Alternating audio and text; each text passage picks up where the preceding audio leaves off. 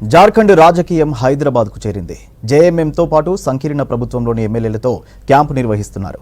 మరోవైపు హేమంత్ సోరెన్ ప్రారంభించిన పనులను వేగంగా పూర్తి చేస్తామన్నారు జార్ఖండ్ కొత్త సీఎంగా బాధ్యతలు చేపట్టిన చంపై సోరెన్. ఇక మాజీ సీఎం హేమంత్ సోరెన్ను 5 రోజుల ఈడీ కస్టడీకి అప్పగించింది.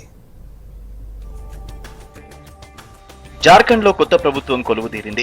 సీఎంగా చంపై సోరెన్తో ప్రమాణం చేయించారు గవర్నర్ సిపి రాధాకృష్ణన్. మంత్రులుగా RJD MLA Satyanand Bhokta, Congress MLA Alamgir Alam ప్రమాణం చేశారు. కార్యక్రమం తర్వాత కేబినెట్ భేటీ జరిగింది. జార్ఖండ్ అభివృద్ధికి హేమంత్ సోరెన్ చాలా పథకాలు ప్రారంభించారని, వీటిని వేగంగా పూర్తి చేస్తామన్నారు చంపై సోరెన్. రాహుల్ గాంధీ చేపట్టిన భారత్ జోడో న్యాయ యాత్రలో పాల్గొంటామని తెలిపారు. और झारखंड दिवस दुमका में भी शामिल होंगे, मिलेंगे। हमारा ईडी ने हालांकि कस्टडी में ले लिया है।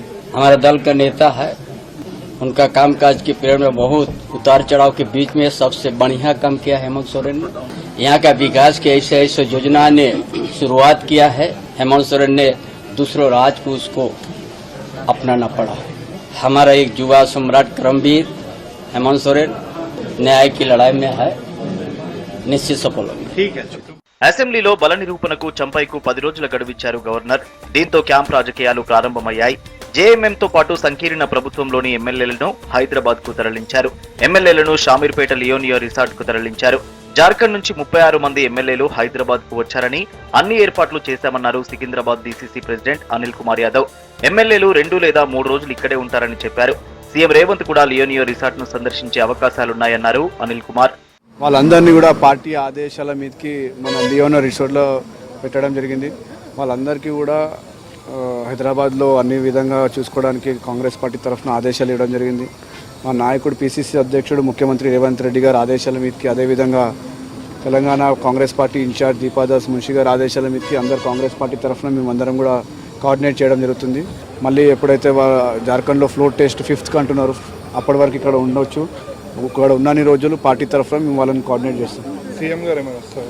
ఇప్పటివరకు అయితే ఆదేశాలు అంటే ఇన్ఫర్మేషన్ లేదు. 100% వస్తుండొచ్చు, వచ్చి తప్పకుండా కలుస్తాం. జార్ఖండ్ లో ఇండియా కూటమి అధికారంలో ఉంది. జార్ఖండ్ అసెంబ్లీలో 81 స్థానాలు ఉన్నాయి. జేఎంఎం 26 సీట్లుండగా ఇండియా కూటమిలోని అన్ని పార్టీలకు కలిపి 48 మంది ఎమ్మెల్యేలున్నారు. వీళ్లంతా జారిపోకుండా క్యాంప్ రాజకీయాలు ప్రారంభించింది కాంగ్రెస్.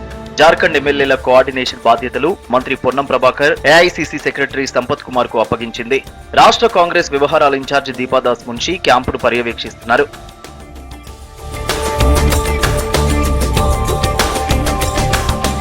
ఈ నెల 5, 6 తేదీల్లో అసెంబ్లీ సమావేశాలు నిర్వహించాలని కేబినెట్ భేటీలో నిర్ణయించారు. సమావేశాల వరకు హైదరాబాద్ లోనే ఉండనున్నారు జార్ఖండ్ ఎమ్మెల్యేలు. మరోవైపు మనీ లాండరింగ్ కేసులో తన అరెస్టును సవాల్ చేస్తూ హేమంత్ సోరెన్ వేసిన పిటిషన్ పై విచారణకు నిరాకరించింది సుప్రీంకోర్టు. ఈ వ్యవహారంలో జోక్యం చేసుకోలేమని హైకోర్టుకు వెళ్లాలని సూచించింది. ఇక హేమంత్ సోరెన్ ను 5 రోజుల ఈడీ కస్టడీకి అనుమతించింది రాంచీలోని పీఎంఎల్ఏ కోర్టు.